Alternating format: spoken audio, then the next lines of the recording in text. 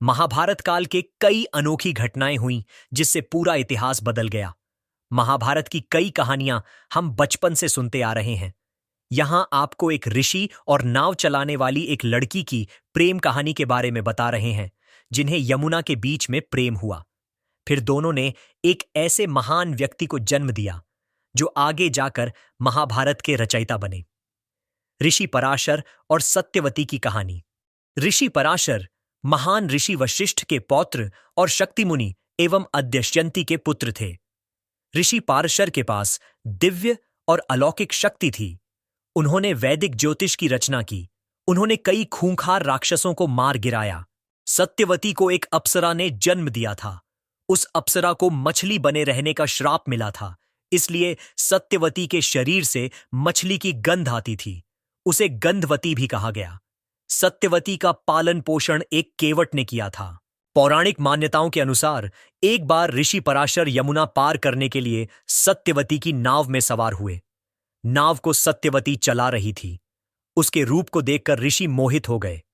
ऋषि पराशर ने सत्यवती के सामने सहवास का प्रस्ताव रख दिया।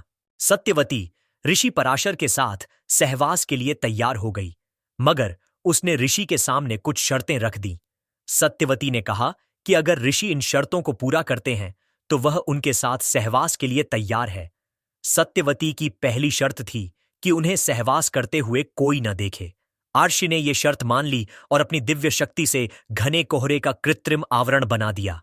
सत्यवती ने फिर कहा कि उसकी कौमार्यता किसी भी हालत में भंग नहीं होनी चाहिए। ऋषि ने आश्वासन दिया कि सहवास के बाद उसकी कौमार्यता वापस आ जाएगी। सत्यवती ने ऋषि पराशर के सामने एक और शर्त रखी।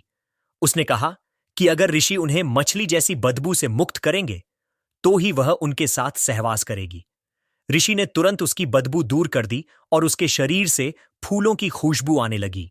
इस तरह ऋषि पराशर और सत्यवती के बीच सहवास हुआ। सत्यवती ने फिर एक पुत्र को जन्म दिया। वही आगे जाकर महर्षि वेदव्यास के नाम से विख्यात हुआ। वेदव्यास ने ही महाभारत की रचना की। कहते हैं कि सत्यवती का वो पुत्र जन्म के तुरंत बाद ही बड़ा हो गया और फिर सुनसान द्वीप पर तपस्या करने चला गया। तपस्या के दौरान उसका रंग काला हो गया, इसलिए उसे कृष्ण द्वैपायन भी कहा जाने लगा। द्वैपायन उस द्वीप का नाम था। बाद में कृष्ण द्वैपायन ने वेदों का वर्णन किया, इसलिए वे वेदव्यास के नाम से विख्यात हुए। वेदव्यास ही महाभारत के रचयिता हैं। बाद में सत्यवती की शादी कुरु देश के राजा शांतनु से हुई। इस तरह वह हस्तिनापुर की रानी बनी।